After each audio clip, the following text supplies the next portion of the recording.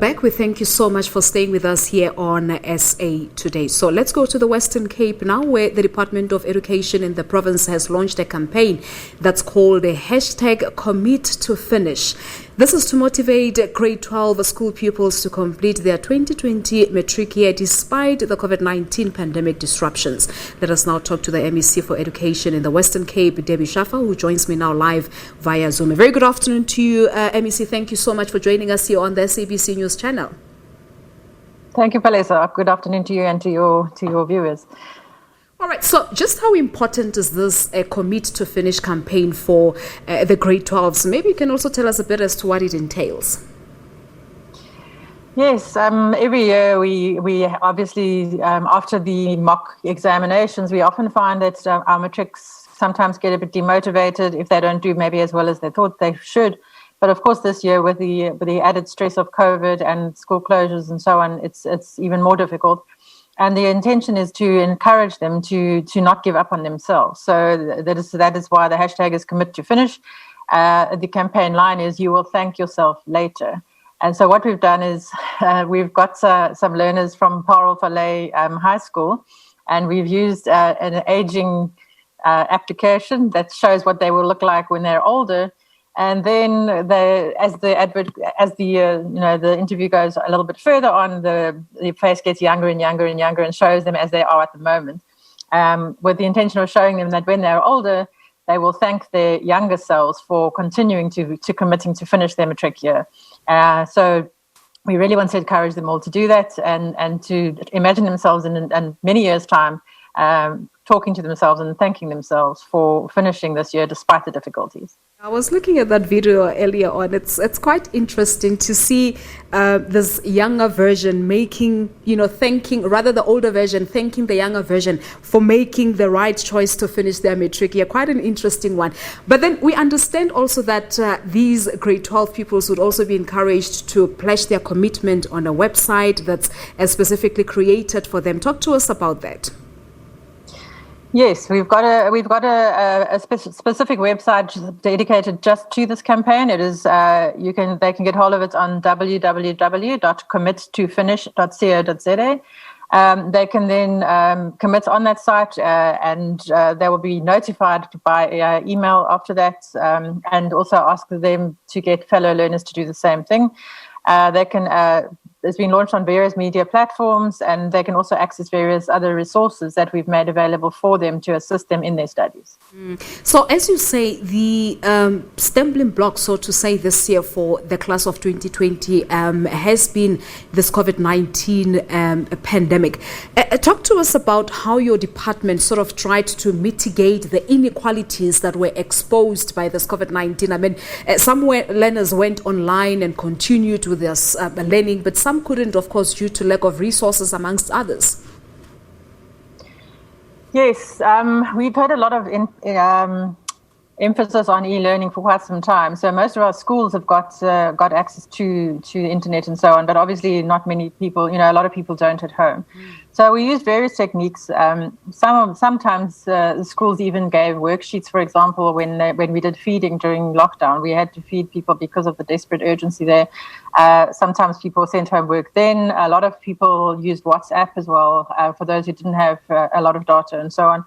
So there were a number of things that we really did do to try and support all our learners to get access to as many materials as they could. But how of course, also matric also didn't have as long a gap as the other grades did, so that also did help, of course. Yeah, indeed. But in terms of your province, how are things looking? Because all grades have now returned to school, and of course some provinces have been complaining that it's not all learners who've returned post this COVID-19 pandemic. How are you looking in the province? We certainly aren't. We can't have all our learners at school every day because of the requirements of distancing. So, but what we have said is that the matrics must be there every day, and we've let all our schools make their own arrangements depending on what suits them best.